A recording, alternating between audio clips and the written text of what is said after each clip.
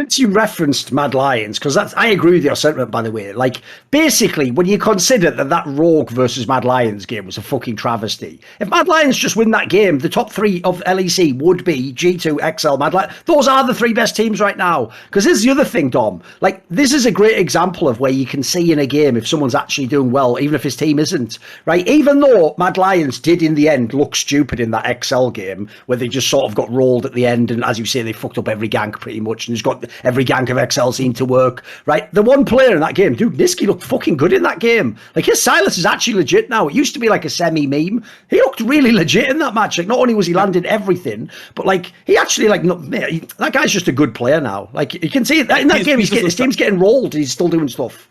He's just a top. He's one of the best mid laners in LEC.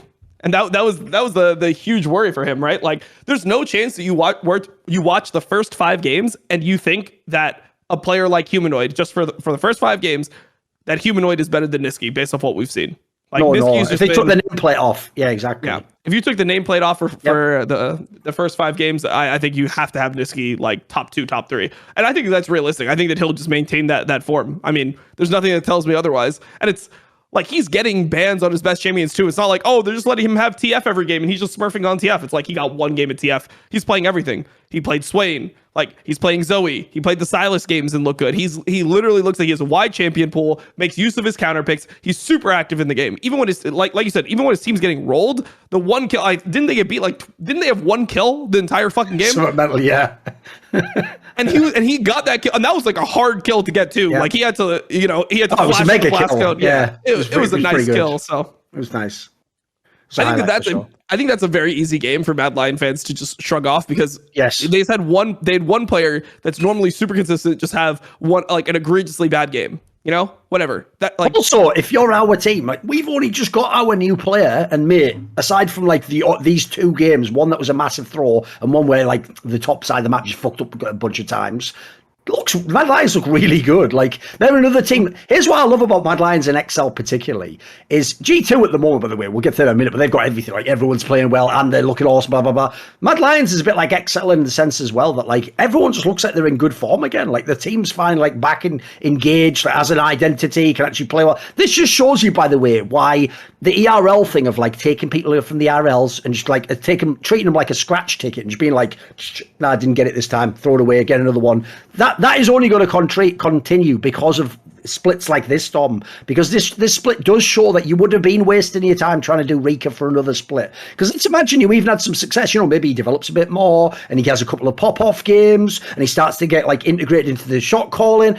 He still wouldn't be Nisqy right now. Like, Nisqy right now, with you, he's already solved most of your problems. Like, they still have some pieces to get together if they want to be the number 1 team, but they're right in the mix. And remember, this was the team that, like, it was right that they missed the playoffs last split. They looked mad ropey down the stretch. They just fell apart completely, and they had some really silly losses. So, like, this team, this Mad Lions, actually, I mean, as I alluded to at the beginning of the convo, it is a Worlds bait. Like, this team can go to Worlds if things keep going as they are now. Looks good.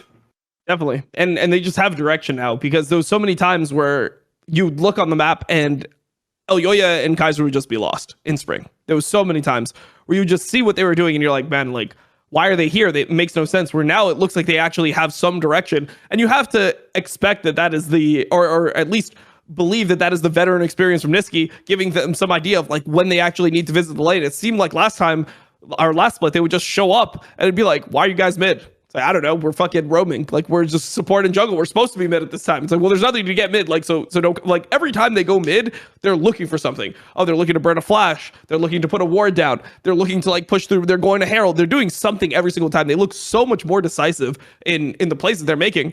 And yeah, I mean, the XL game that we're referencing, none of that changed. Like, it wasn't like they were lost on the map. They went for the correct plays and they just fucked up every single play. Like, that just happens sometimes. Look, sometimes you just miss your fucking skill shots. It is what it is.